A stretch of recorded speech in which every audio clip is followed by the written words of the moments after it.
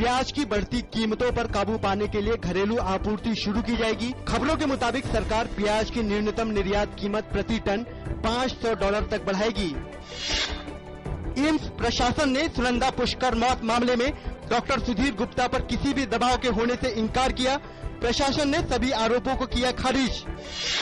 इससे पहले सुनंदा पुष्कर की मौत मामले में एम्स के फॉरेंसिक विभाग के प्रमुख सुधीर गुप्ता के दावे के बाद स्वास्थ्य मंत्री डॉक्टर हर्षवर्धन ने एम्स से पूरी जानकारी मांगी है। डॉक्टर सुधीर गुप्ता ने कहा था कि इस मामले में उन पर राजनीतिक दबाव डाला गया।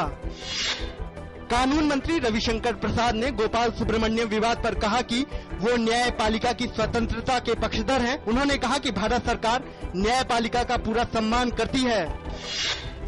जदयू अध्यक्ष शरद यादव ने कहा है कि न्यायाधीशों की नियुक्ति के मामले में सरकार को हस्तक्षेप नहीं करना चाहिए। उन्होंने कहा कि इस मामले में तय नियम कानून का पालन होना चाहिए।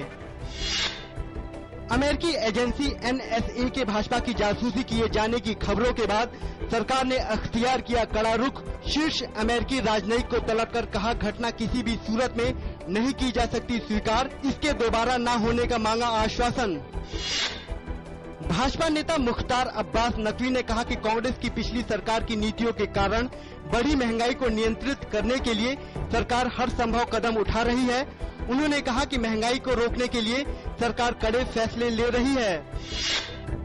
वित्त मंत्री अरुण जेटली ने कहा कि बढ़ता वित्तीय घाटा और महंगाई देश के लिए बड़ी चुनौतियां हैं। उन्होंने संकेत दिया कि वित्तीय घाटे को कम करना और आर्थिक सुधार आने वाले आम बजट के मुख्य उद्देश्य होंगे। केंद्रीय सूचना और प्रसारण मंत्री प्रकाश जावड़ेकर ने भाजपा मानवाधिकार सेल की बैठक में शिरकत करते हुए कहा कि सत्ता में आने के बाद पार्टी की जिम्मेदारी और भी बढ़ गई है। उन्होंने कार्यकर्ताओं से सरकार के कामकाज को जनता के बीच ले जाने को कहा। केंद्रीय कृषि मंत्री राधा मोहन सिंह ने कहा कि देश में सूखे जैसी स्थिति नहीं है। केंद्रीय मंत्री ने कहा कि चिंता करने की जरूरत नहीं है, क्योंकि मौसम विभाग ने कहा है कि 6 जुलाई के बाद अच्छी बारिश होने की संभावना है। मानसून के महाराष्ट्र पहुंचने की खबरों के साथ ही मुंबई में जोरदार बारिश शुरू हो गई। बारिश से पूरी मुंबई में हर तरफ पानी भर गया। दिल्ली में भी मौसम ने ली करवट। बारिश होने से मौसम हुआ खुशगवार। मौसम विभाग ने कहा है कि पूर्वी भारत समेत देश के विभिन्न हिस्सों में पिछले कुछ दिनों में मानसून की स्थिति में सुधार हुआ है। मौसम विभाग के निदेशक BP यादव ने बताया कि इन इलाकों में जून माह की अपेक्षा मानसून की स्थिति सुधर रही है।